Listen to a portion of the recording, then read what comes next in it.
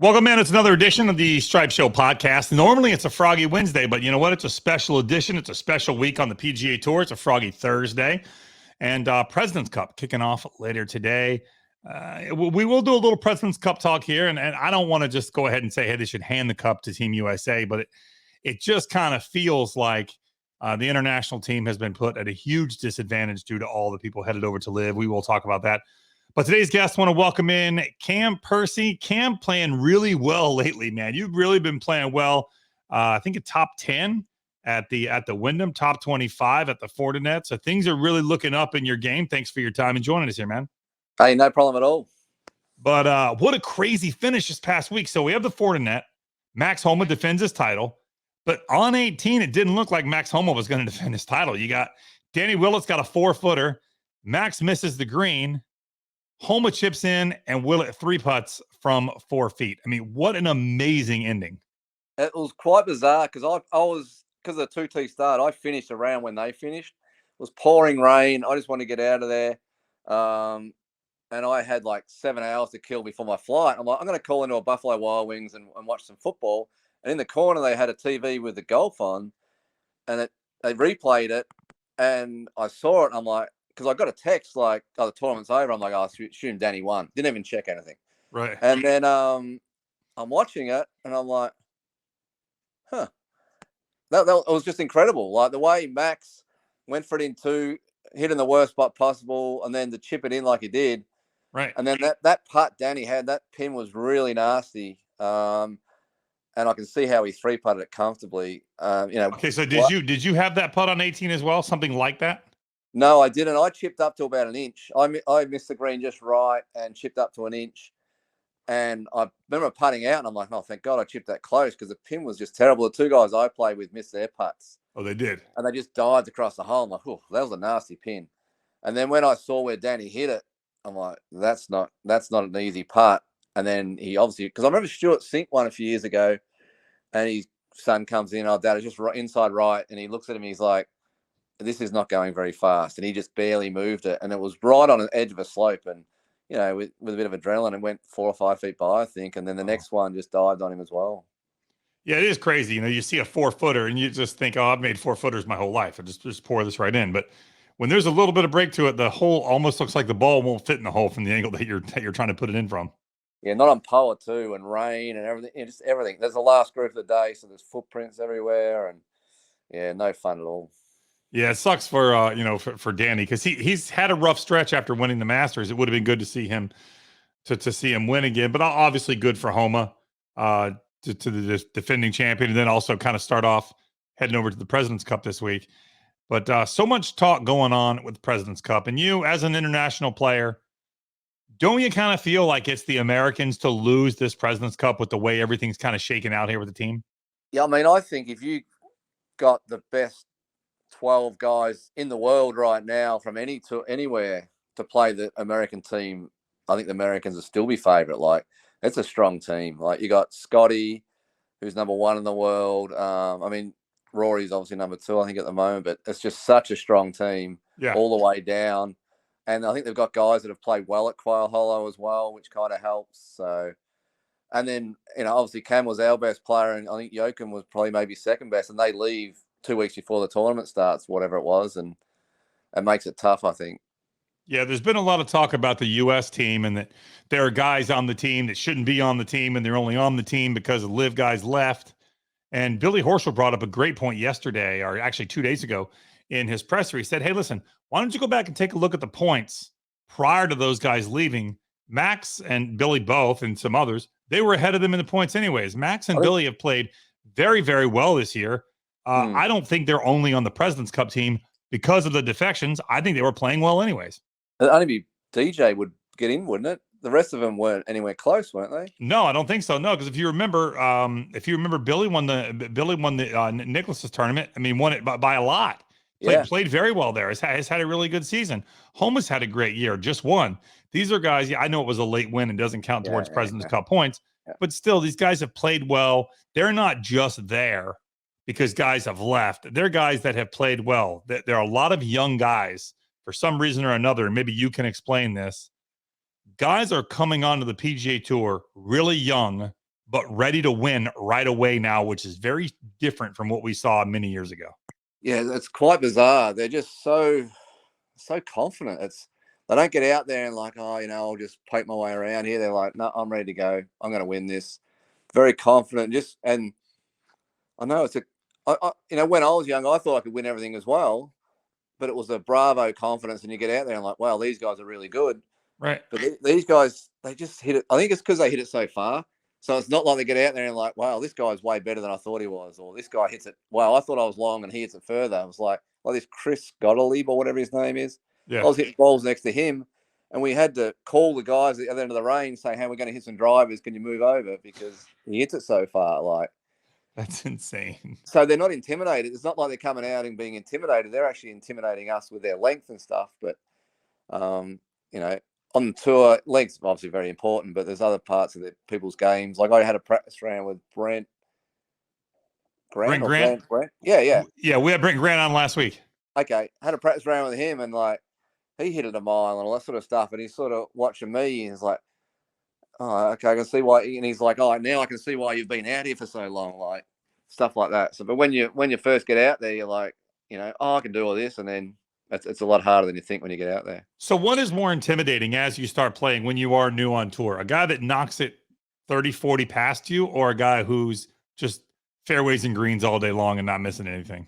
Oh, that's the guys that can wedge it and putt it. They're the ones that worry you, because they're never out of the hole. Like, someone like Jordan, you'll play with Jordan and he's all over the place, and then all of a sudden, bang, in. Oh, it's like, man, this guy's not going to make a bogey. They're the guys like Scotty Scheffler this year. His short game was just outrageous. Like, he hits it all over the place, and then bang, makes the 10-footer, makes the 8-footer, and then he plays good, and he shoots a low score as well. So I think it's the guys that just never make a bogey. They're the guys that, I've been around long enough. Length doesn't intimidate you anymore. It's pretty cool to watch. Right. But there's only a couple of guys in the world that are really long and really good at other stuff. If you play a Rory and he drives it unbelievable and he wedges it good, you've literally got no chance. But he's about the only one. Yeah, I was talking to Paul Tesori, Webb Simpson's caddy, and he said that what he's seen change the most is, he said, everybody strikes the ball well. The tour is full of ball strikers because you don't get to this level if you don't strike it well. So that's number one. But he said the difference is, he said back in the day, there were 8 to 10 amazing wedge players. And he said, now we have got a ton of guys who can get up and down from pretty much anywhere, and they putt well. And that has what's been the difference on tour. And that's why guys are coming out ready to perform. They may not be battle tested in college and coming up out of the Korn Ferry Tour when they first get there, but they can get up and down from a phone booth, and that's why they're able to win. Yeah, exactly. And that's what makes you good. The guys that are up there always have the best shot. It seems like I got a guy that helps me with stats, and at the end of the week, the guy that pretty much wedges at the best wins, or from 100 yards in is the best, he wins a golf tournament. So that's why Cam Smith's so damn good. Like, he's phenomenal from 100 yards in. So it's really not, but the distance is obviously an advantage because you've got a shorter club in your hand going into a par 5. So, or going into any hole, obviously except a par 3. But even then, you've got a shorter club in your hand, and then with a shorter club, you would feel that you're going to be more accurate. Yeah. But it also helps you with a shorter club in your hand coming out of the rough. That's the difference. Hitting a 6-iron versus hitting a 4-iron. That's where. So you play a course like San Diego, where everyone's got to hit driver. So it's purely a length battle because no one hits fairways there. So if I'm hitting a 6-iron out of the rough and you're hitting an 8 or 9-iron, you're going to beat me. Whereas this week, I hit driver everywhere, and I actually gained an advantage because I play with a few longer guys, and they would be hitting a 3-iron, and they'd be 50 yards behind me. So I'm going into some holes with wedges. I just had a bad week with it wasn't great with my wedges. I just this week, but I actually had an advantage. That's why I do well this week at the course we played. Last week at Fortinet, because I take a few holes on and hit drivers and get right up there, whereas the long guys lay it up, and then the par 5s I can reach. So last week is a great course for me because I can use my length and accuracy to my advantage. So speaking of the President's Cup this week, does Quail Hollow favor one of the teams more than the other? Obviously you got the fans that are going to be home fans. That's going to help, but all these guys have played that golf course before. Yeah. I think Trevor's done a really good job with who he picked. like when I saw the captain's picks, I'm like, wow, I didn't think of him, or wow, that's a good choice. Like the course, I've played there many times myself, and the course really suits the guys he's picked, if that makes any sense. Yeah. Like Cam Davis is really long, and he's like, there's a lot of bunkers there that don't worry him. He can take them over. So he and Taylor Penrith, I can see why he picked him. You know, the bunkers aren't in play for him, and they're really good putters and stuff like that. So I think he's done a really good job with his picks. So it's going to be a lot tighter than I think people think. Yeah, I think it'll be I think it. I just want it to be competitive. I do want Team USA to win, but I do want it to be competitive. But speaking of your play, you played really well as of late. Had the great finish at the Wyndham. Once again, T25 at the Fordnet just this past week. What's turned around in your game that's allowing you to play so well lately? I think I've been really. Greg Chalmers has helped me with my putting stroke, and just what I do with my putting, and I've just been doing the same things for a couple of months now, and it's just snowballed. And I was only playing. I had poor status last year, and I was only playing once every month. So you get to the tournament, and I'm ready to go, and like, oh, I'm not really that. And then I played week after week after week. I played like 7 of 8 weeks, so I was on a roll, and I just got in some rhythms and stuff like that, and that really helped me. And obviously, I'm benefited more than anyone from the LIV guys leaving, because I finished in the top 150. And that's meant, I'm 48 now, about to turn 49. And I'm like, I want to be at home more. So I'm going to play 20 events maybe this season. So I'm more than happy with that. So, but I think it's I've just been doing the same things for a while now.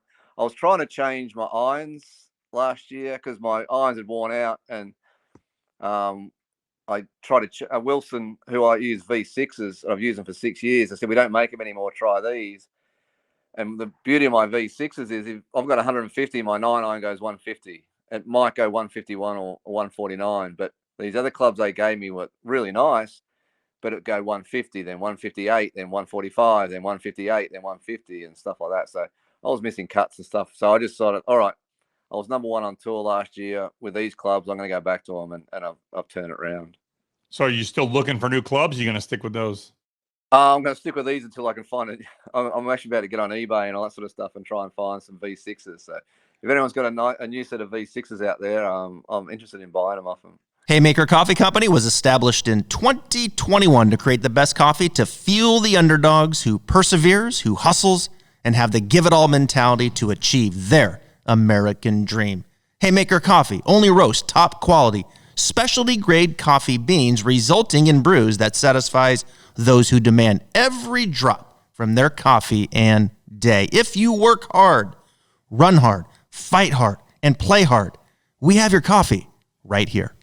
It's funny, you're not the first person to do that. I don't know if I've heard a story of Tommy Fleetwood was actually playing some of Tiger's old VR irons before Tommy he's now a TaylorMade guy. Yeah. And he's playing Tiger's irons at TaylorMade. But prior to that, he was looking for some old irons.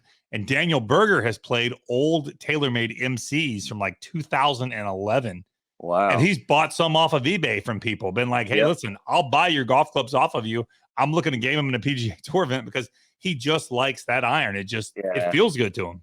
Yeah, I mean, I've got to speak to Wilson about it. I'm like, I've tried to use their clubs, and they're beautiful clubs, and they go great. But my advantage, or my strength is I can hit clubs on the number, and I hit out in the middle, and it'd go 150, 158, 150, 160. It was like, this is no good for me, especially with the pins we have on tour. Yeah, it's not reliable. No. It's funny. We had talked to Brent Grant last week when we were talking, and something I read on Twitter from Peter Costas was talking about proximity to the hole and how proximity to the hole can be a bit misleading, because if you're aiming at a pin and you miss it 20 feet left, then technically you're 20 feet away. Yeah. But if you're aiming 20 feet left and you miss it 20 feet and you knock it to a foot, now you look like you've hit it a foot to the pin, but you actually missed your target by 19 feet. So proximity to the hole can be a bit misleading. Would you agree with that? 100%. Yeah, it's especially with the pins now. They're all 3 and 4 from the edge, literally every one, or 3 or 4 from the back, or 3 or 4 from the front. You rarely actually go at pins unless you got it's soft and stuff like that. Right. Or you need to make a shot up. You have to. Yeah. So quite often, if you hit it close, it's a mistake. That does definitely happen, especially 6-iron and onwards. If you hit it close, it's pretty much a mistake. Really? Yeah. You're not aiming at the pin. You just happen to push it or pull it a bit. And, I'll take that. So Exactly. he's 100% right. You look like you kind of look at your caddy like, hey, we got away with one there. Yes, 100%. What's your status moving forward for 2022? Well, with all the LIV guys, I think I finished 143rd, and then guys got their cards back. I've moved to, I think, 127. So I'm going to play out of the 125 to 150 category this year. So I played last week because I top 10, but I won't play again until Bermuda and then hopefully Sea Island.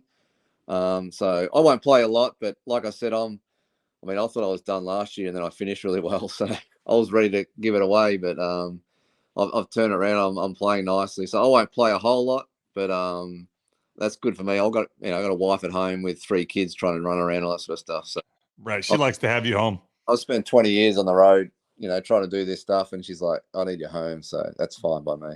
I'm a huge Tampa Bay Buccaneers fan. I love me some Tom Brady right now, and be careful, man. Tom's going through a rough time. He decided to come back and play, and if you believe everything in the media, she's not real happy about it. Yeah. Well, it's amazing, isn't it? Like someone as beautiful as that is like, you know what? I'm going to go back and get absolutely crushed by 350-pound guys. I'd rather do that than hang out at home with you. So as a fan, that's a bit of an indictment on her, or he's just obsessed with the fame, like, or whatever it is that he's obsessed with. I think he thinks he has one more chance to maybe do it again. The NFC's a little weak this year. I'm not sure if you're really into NFL football or not, but yeah. I mean, the NFC's a little weak. I think that the Packers, the Rams, and probably the Bucks with Tom Brady are probably the 3 best teams in the NFC. And I think he thinks he's got a shot. And so he wants to give one more chance to maybe get a run at history. And then I do believe this is it, though, and probably should be. He did say he wanted to play to 45, and he's actually doing that. Yeah. But then when he's going to go commentate, isn't he? For the next he's going to go work for Fox, after that. For the next 10 years, so that'll be interesting. It'll be fantastic because I really enjoy listening to Peyton Manning, and not so much Eli, but Peyton's thoughts on how they think. It'll be fascinating to listen to him, like, this is what, with Tony Romo even, like, they got this is where they're set up. He's gonna throw this to this guy for sure here. So yeah, they see a play differently. I've been lucky enough to watch some football with some guys who played, and they see the game totally different than us as fans. They know where a defensive lineman is supposed to be and where that linebacker is supposed to be and what can be the variations. And it really is amazing. I think if Brady's able to get that across on TV, I think it will be fascinating to watch. Oh, it'd be fantastic, won't it? But you've mentioned LIV a couple of times, and we literally today in today's world with golf, we can't do a podcast and not talk about LIV, and so your name kind of got slung into it after the British Open. So Cam Smith wins the British Open, unbelievable victory. I mean, me personally, I was hoping Rory would win, but it didn't bother me to see Cam Smith win. Had a great season, won an incredibly hard Players Championship with all the weather that we had this year. Yeah. And then won the British. I mean, played very, very well. But then all of a sudden, right after that, somebody asked him, I believe, in the victory press conference about LIV, and he didn't really give a straight answer. And then story came out that you had said that you had heard that he and Leishman were gone. Yeah. And then he was asked again at the beginning of the FedEx Cup, and once again, never gave a straight answer. Yeah. And now, as we know, he did leave. So obviously the information that you had was good. Yeah, it was just like, I was the happiest man in the world, like, when he won the British Open, because I was playing the Barracuda at the time, and I was watching on the course. I was just that happy for him, and I was just I was like, hey, can you hit Cam? It was on the last hole. The guy I was playing with, I said, can you hit? Because his Cam's got a putt, and when he putted to a foot, I'm like, oh my God, he's won the British Open. I was the happiest guy in the world for him. And then, the LIV stuff come out, and I'm like, God, why would he go to LIV? Like, that makes no sense. Yeah. Like, how much is enough, sort of thing. That's what I was thinking. Leish, I had a feeling Leish was going. He'd been approached and all that sort of stuff. He's a different kind of cat. And then someone asked me, are they going? I said, I have no idea. Friends in Australia run a radio show. They ring me every now and then, and I'm like, I have no idea. Well, I did well at Wyndham, and they rang back, and I've just been on the road for 6 weeks, and all we talk about in the locker rooms is LIV, we've had rain delays, this and that. And a lot of people I'd spoken to, I had really good information, was that they were going. I'm like, oh, wow, that kind of sucks. But so then I get interviewed, same thing. Oh, that was great at Wyndham. Talking about Wyndham. And then at the end, they're like, oh, we hear Cam and Leisha gone to LIV. I'm like, yeah, they're gone. And they sort of cut me off. That was it. And I was like, but I didn't say they're gone is what I'm hearing. Right. Because I hadn't actually physically spoken to Cam or Leash about it for months. Right. Cam didn't tell me he's going. So I didn't say what I'm hearing is they're gone. I'm like, yeah, they're gone. Oh, thanks, Cam. We'll speak to you in a few months, blah, blah, blah. And then interviews finished, sort of thing. I'm like, right. And I'm like, I didn't think anything of it. The next morning I wake up to 150 messages on my phone. Are you okay? I'm like, oh, I'm pretty tired, but I've been on the road 8 weeks. I'm pretty tired. I had 4 hours sleep the night before. Why? And they're like, oh my God, you got to check Twitter. I'm like, what happened? And so I checked Twitter and obviously someone was reporting that I broke the story or something. Like, how can I, when and where? I just had no idea. So that's how it happened. So I rang Cam. I said, Cam, it looks like they're reporting in Australia that I broke some news. I'm like, I didn't do it. And he didn't answer my phone call. I left him a couple of messages. He never called me back. Rang Leash, never called me back. Text messages, never text me back. So I'm like, oh, that's all right. They obviously know it's part of the game. Were you guys buddies? Yeah. I'm like, I'm really close to him. I have practice rounds with him. I always have, lunch with him. We go for dinner. We do everything. Like, two of my favorite humans you'll ever meet. And you've heard nothing from either one of them? Never rung me back. I thought, they're obviously like, they've got to say that what they've got to say at the press conference. I've got friends in the media. I know it's all part of a game. So yeah, for sure. So they've obviously got some reason that they couldn't announce it. I don't know what the reason is because I haven't seen him, but there must be a reason why they can't announce it when they did. So, and that's what happened. But it was basically, if I had just said they're gone is what I'm hearing as well, it would have been fine. Right. And I didn't say that. And then, someone heard that radio interview and it turned into what it did. So now, do you feel that you've lost any friendships because of guys who have gone to LIV? Has it changed how you feel about them? No, not at all. No, I can understand why they went because of the money, but I just don't understand. Like, I know if I got offered the money that they've been offered, it'd be hard, but I just, like, in my lifetime, the worst thing that I've seen is 9/11. The guys that funded 9/11 are funding LIV Golf. Like, I just don't know how, especially the American guys, and I just don't understand how they do it. Like, I just don't understand how you could, like, the worst thing that happened in my lifetime is September 11, and the guys that funded that are funding LIV Golf. So it's going to be pretty tough. I couldn't agree with you more. And that's what I've always said from go. I have no problem with competition. Your ex-president, 50 miles from where it happened, is like hobnobbing with him. Like, as an American, it must make your skin crawl, I'd imagine. Right. And that's my issue is I don't care about there being competition for the PGA Tour. That's fine. I have no issue with that. I think it's great. Competition's good for everybody, makes everybody better. Iron sharpens iron. I get that. Yeah. My issue is where the money's coming from and the people who have gone, who have now said, yeah, I want to play less golf, so I'm going to go play my 14 events. But on the PGA Tour, I could pick and choose which events I wanted to play. Where here, I have to play the 14 events. Yeah. And then now I want to play the major, so now I'm at 18. And then I'm going to sue the PGA Tour to come back and play more golf. So I'm actually going to play more when I said I wanted to play less, when in reality, I just wanted the money.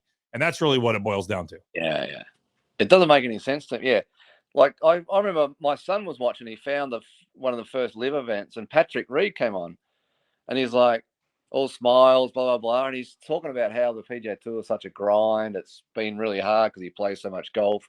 He doesn't want to play any more golf now, blah, blah, blah. And then he's traveling all around the world and he's suing and all that sort of stuff. It just doesn't make any sense. So yeah, what's weird to me is, for example, Bubba Watson went. Yeah. But now, have you watched any of the LIV Tour? I might have seen 4 or 5 holes of it. Okay. So Bubba is not playing. I don't know if he's injured. I'm guessing. This is a complete guess. I'm guessing he's injured. I've not seen him play. But even though he's not playing at an event, he's there and he's commentating. So my guess is that once you sign the deal, are you an employee and therefore you can't play? You have to work and you have to do X, Y, Z? I assume. Well, I've heard back from some guys that if you do it, say I was doing an interview with you, there'd be a live guy here. All right, these are the questions you can ask. These are the questions. This is what we're going to talk about, and then all right, let's push this. So that's what. So I don't understand too. Like it's not a tour because there's no way to get on it. You know what I mean? Like, there's a way to get on the PGA Tour. You either get an invite and win. Glenfiddich, the world's most awarded single malt Scotch whiskey, is expertly crafted and made with extraordinary care. Each single malt is a work of perfection. It does make sense. So that also brings up my next question. And that's something that's kind of been brought up again this week. It kind of comes and goes, it ebbs and flows. And that's the official world golf rankings. Are you aware with what's going on with that? 1 minute, if you look at just the fundamental parts of getting world ranking golf points, number one, it's a 72 hole event. They don't qualify there. There's many other ways they don't qualify. So if they don't get official world golf ranking points, that's why they're having to play these other DP world events while they can. So they can get in the majors. Yeah. It just baffles they're just the arrogance of them. Like, hey, this is what we're going to do, and we want this. It's like, no, that's not how it works. Like, I mean, the world ranking points used to drive me nuts because I had a friend. I came 29th or 30th at the Players last year, and my friend in Australia won a small $100,000 event in Australia and earned 3 times the amount of points. So I'm 130th on the PGA Tour, and I'm ranked 80 in the world. Like something doesn't add up there. Like, no, there's 250 guys behind me who would rather be in my position, but they're ranked ahead of me. It just didn't make any sense. But that's been fixed up a bit now, I think. So things are changing, and there are changes on tour, and I applaud the PGA Tour for the changes that they've made. And people can say they were made because of this or made because of that, and I'm not going to completely discount that. What's happening with LIV hasn't forced the PGA Tour to maybe fast track some things that are going on. I believe some of this was already started prior to this, but it has been fast tracked. But at the same time, are you aware of any guys, because obviously your information's good, are you aware of any guys who have gone to LIV who maybe are regretting that they went, are second guessing and wishing they could either come back or hadn't left? Oh, for sure. Yeah. And I know of 2 guys specifically that are regretting going. They've missed out. They got their friends are turning 50 and they're about to hit the Champions Tour, and they're like, they hang out together and they're like, I've missed that. I can't do that. And they're already incredibly wealthy. Like, and the money that the LIV guys got them doesn't make any difference to their life. And they're thinking, oh, well, this will help my kids. And it's like, they'll play. I mean, the stock market crashes and someone's going to lose your money anyhow. So, they're like, God damn, like, what did I do this for? Like, and it's almost like they want to have a rest from the PGA Tour because it's just so damn hard. And they didn't know how to stop. And they're like, oh, this looks like a good way to stop. But the other thing I don't understand about LIV is it's all in America. Like, I've heard all these things, we're going to grow the game. I'm like, that's awesome. They're going to play in Saudi Arabia. They'll play in Dubai. They'll play in Thailand. They'll play all over the world. Right. But I had a look at their schedule next year. I think 12 of the 14 events are in America. There. Like, America's going just fine. We don't need anyone to help prop up golf in America. So no, we're doing good. Of the 2 guys that wish they hadn't gone, is one of them Richard Bland? No, I don't know him. I don't know him at all. No. Okay, so it's people that but they wish they had. But now, from what I understand, once you go, it's the point of no return. You're not coming back. On the PGA Tour, yes. Yeah. So where do you play? There's only the Asian Tour, correct? I think so. Well, the guys can play in Europe. A lot of guys have been playing in Europe. So, but isn't that going to stop? They got a temporary order of temporary extension. But how long is that going to last? I think the DP Tour is probably looking to do the same thing that the PGA Tour is doing. And I get where the guys like Billy Horschel had said, like, people who never supported the European Tour in the past are now all of a sudden wanting to play Euro Tour events. Yeah. When they haven't played them in the past, but I understand why, because they're looking to get official world golf ranking points while they can. Yeah. The European guys are going to have to put that into their entry category sort of thing. They're going to have to try and change that if they don't want those guys to go back and play. I really feel sorry for guys that have traveled the world playing the European Tour, and then they get their biggest event in Wentworth the other week and they missed out. And then Sergio, like, screw this. I'm going to go watch a football game. Like, You know, it's just not a good look. They're just playing with people's careers and lives. Yeah. Are you surprised by anybody who's gone? Is there any like one or two people? Because I've got a few. I was very surprised by Taylor Gooch. I thought Taylor Gooch had a He had no choice because he went there to see what it's like. He was told that the PGA Tour will just fine you. We'll pay a fine. He was thinking of joining next year. He's like, I'm going to go see what it's like. He asked for a release, didn't get a release from the PGA Tour. He's like, that's all right. They'll just fine me. I'll come back and play because he was fifth on the order of merit. right. I was really so he went by accident. So he played, finished his first round, and you've suspended from the PGA Tour. You can't play again. He's like, holy crap! Like I haven't got a contract. So he went to the LIV guys like, oh, I've been kicked off tour. What can we do? I thought I was just going to pay a fine. And they're like, oh, that's what we thought too. We didn't know they were actually going to kick you off. And he's like, what do I do? And they're like, you're kind of stuck. We'll give you.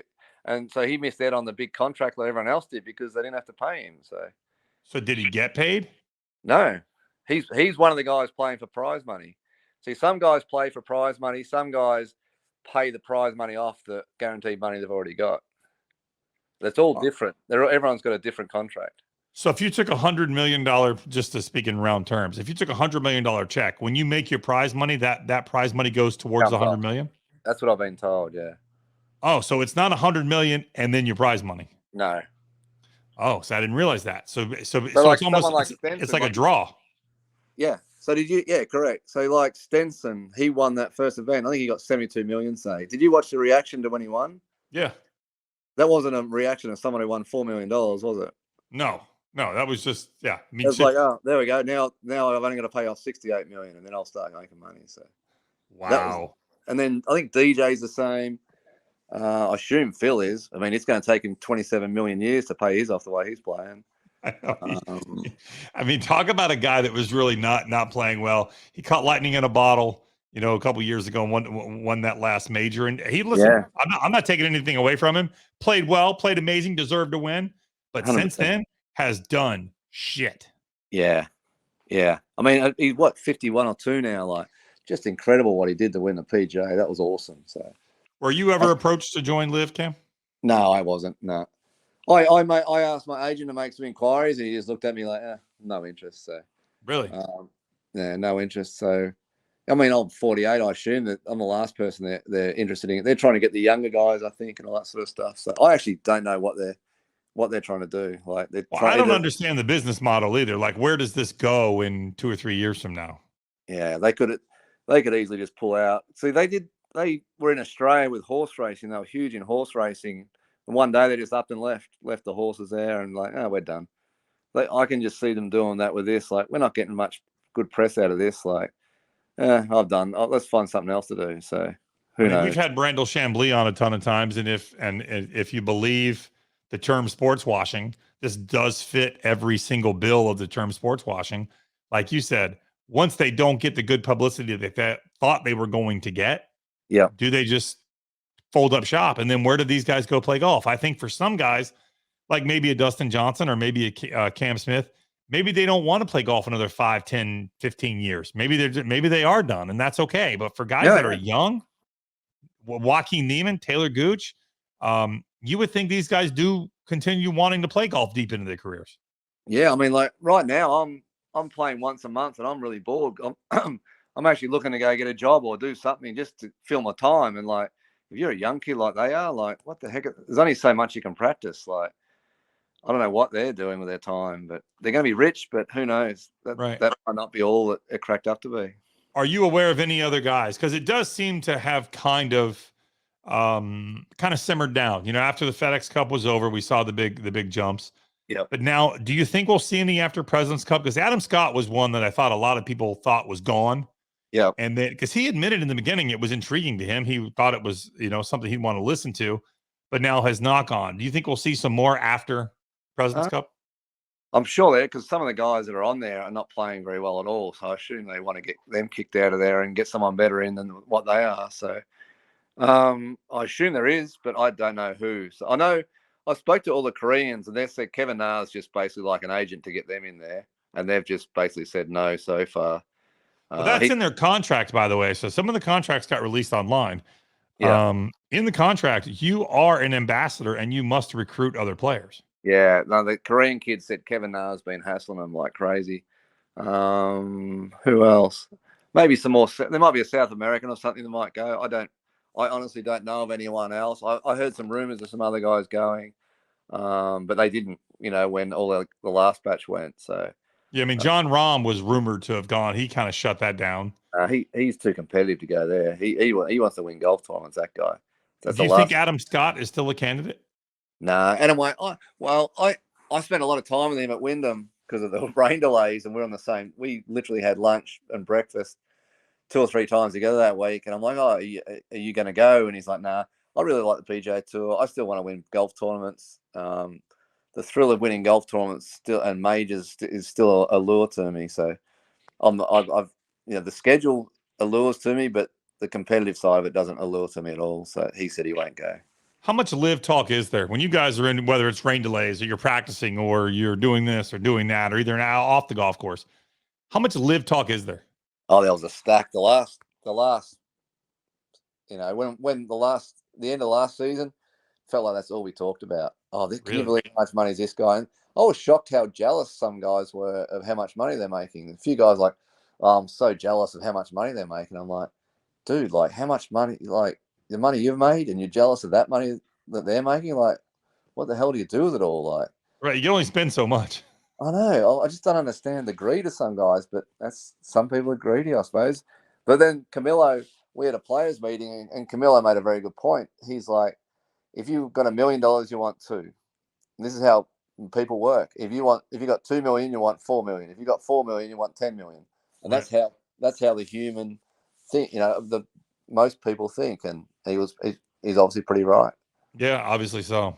Well, before I let you go, we play a game called E9. I'm going to ask you 9 quick questions, and you just give me the first thing that comes to your mind. All right. This should be fun. We'll start off. Number 1, what is the best golf shot you've ever hit? Best golf shot? Probably in Raleigh, I was up against a tree, and I had about 190 yards to the pin, and I hit this low hook over a creek onto the green to about 40 feet. Probably one of the best shots I've ever hit. That's awesome. I literally had no backswing. It was just, but I managed to make one up, and I hit an incredible shot. What's your favorite sports team or athlete?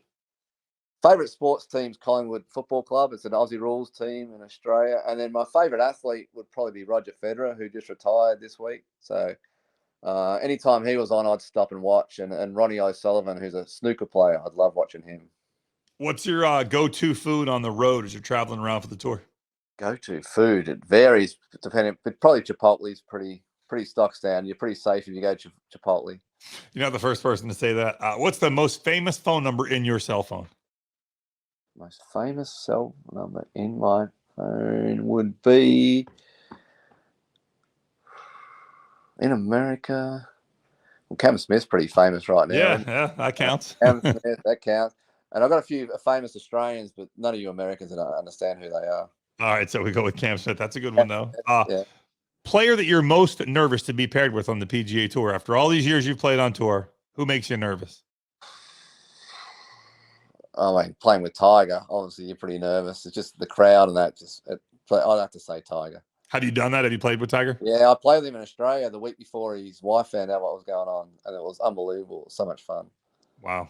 Yeah, that was not a lot of fun for him after that. No. No, that was not a lot of fun for old T-Dub. If you weren't a pro golfer, how would we know who Cam Percy is? I'm really interested in politics, so I think somehow down the line I might have become a politician. Nice. Just last week, actually a week ago, this past Monday, so almost 2 weeks ago now, I made a hole-in-one on a par 3 course. It is my 4th hole-in-one, obviously all on par 3s, but this was a par 3 course. Some of my buddies said a par 3 course doesn't count. Does a hole-in-one on a par 3 course count? 100%. It's a hole-in-one. Like, it counts. Right. It's cool. 110 yards is 110 yards. It don't matter. Okay, yeah, 110 yards is pretty short, but it still counts. Right, it's still got to go in, right? It's still got to go in. It's still got to go in a hole. In the gym, you a cardio or a weight guy? Bands. I'm a band weight guy. Okay. I've got that bloody long hauler, so I can't do any cardio anymore. So I can only use bands. So All right. That makes I sense. got that. Yeah. Yay or nay, music on the golf course? Yay. You do like music on the golf course? And then last but not least, actually, this is the one last question I do want to ask you. Shorts on the PGA Tour or no go for players? No go. There's some not very good looking legs out there. I know they're letting guys on LIV wear it, and they're saying that maybe that'll open up some eyes and let the PGA Tour wear shorts. But you know what? There's some guys out there that don't need shorts on. We don't need to see their legs. No.